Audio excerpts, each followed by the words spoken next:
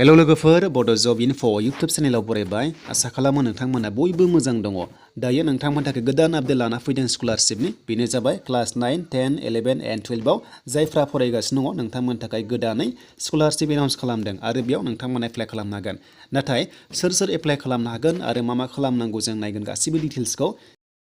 दा बे आपडेटखौ होदों लोगोफोर टुइटाराव होदों टुइट खालामदों माय गभर्नमेन्ट आसामाव फैनांगोन नोंथांमोना डिटेल्सखौ नायनोबा आरो बेनो जाबाय जायफ्रा देहायाव अंगहानि एबा नोंथांमोना पार्सन्स विथ डिसेबिलिटिस होनना बुङो PWD नोंथांमोना जायफ्रा बे फारसेयाव गोलैयो अब्ला नोंथांमोना एप्लाइ खालामनो हागोन आरो क्लासेसआ नोंथांमोननिया रेगुलार जानांगोन।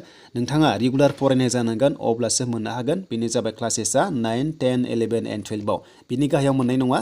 नोंथांमोना क्लास 9 निफ्राय 12 सिम नोंथांमोना एप्लाइ खालामनो हागोन आरो बेयाव बेसेबां एमाउन्ट मोनगोन बेनि सायाव आपडेट होथ'वाखै जास्ट बेखौ एनाउन्स खालामबाय। नोंथांमोना बेखौ दानिया एप्लाइ खालामनानै लानो हासिगोन आरो जेब्ला एप्लाइ जागोन एमाउन्ट ओंखारगोन आं नोंथांमोननो गासैबो आपडेटखौ होगोन। बेनिखायनो नोंथांमोना जायफ्रा चेनेलाव गोदानै फैदोंमोन साबस्क्राइब खालामना ला बेबायदि आपडेट मोनबाय थानो आरो बेनिफ्राय मोजां रिजार्भेसन थागोन होनना बुंखाबाय नोंथांमोननि थाखाय जायफोरा देहायाव अंगहानि एबा नोंथांमोना अंगवारि स' नोंथांमोननि थाखाय टेनसन गैया नोंथांमोननि थाखाय रिजार्भेसन दंखायो। बेनो जाबाय सिगाङाव 3% दङमोन बेखौ बारायनानै दानिया 4% खालामना होनाय जाबाय।